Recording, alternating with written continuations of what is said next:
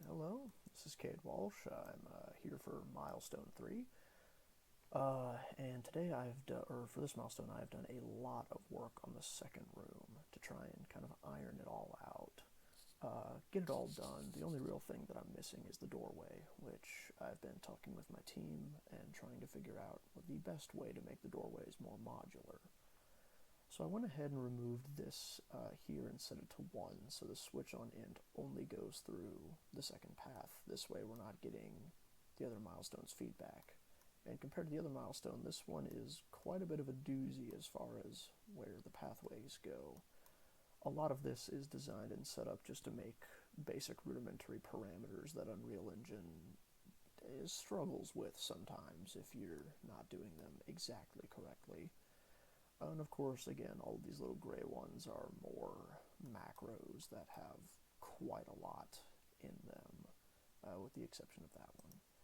So now if we're going to go ahead on over the viewport, we'll see this is the second room. This is one of the variations of the second room. The walls here, the lava, this main pathway, the wood tiling on both sides, which is not a very smart idea, but we're not going to go into that. And these two jutting out and one jutting out on both sides are stationary. But every time we compile, it will actually change the layout of everything. And the pillars, they look like they're floating. They are actually pressed right up to the lava. It's just a bit of an optical illusion. So this one we can keep compiling. You'll notice the slabs will never actually overlap each other, which is good. And the pillars can have many different arrangements.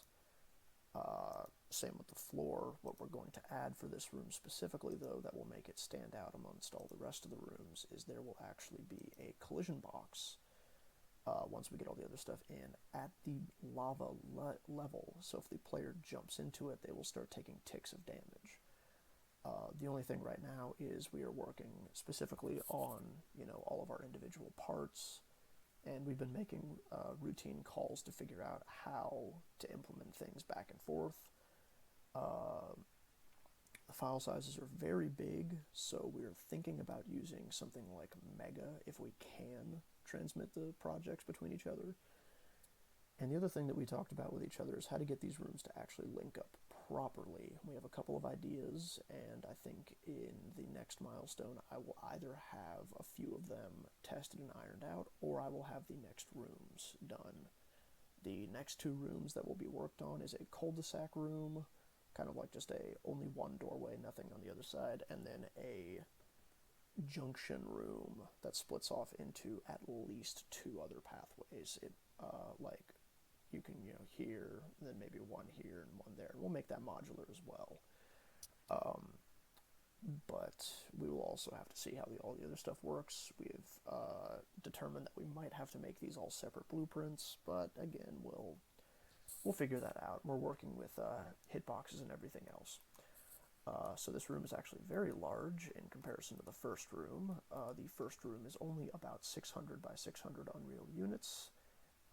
From the origin and in any direction, which I guess would make it 1,200 units across. This room is about 1,100 units from the origin in either direction, so it's almost double the size of the room in surface area is the wrong word, but you know what I mean. It's almost double the size of the original room, making it a very good arena, especially if you get a thing that's got more ground, kind of like this, and less lava. It's more, more versatile, has more player movement-based areas. So, yeah, this is the second milestone. Again, Cade Walsh signing off. Have a fantastic day, and hope to see you guys again next week.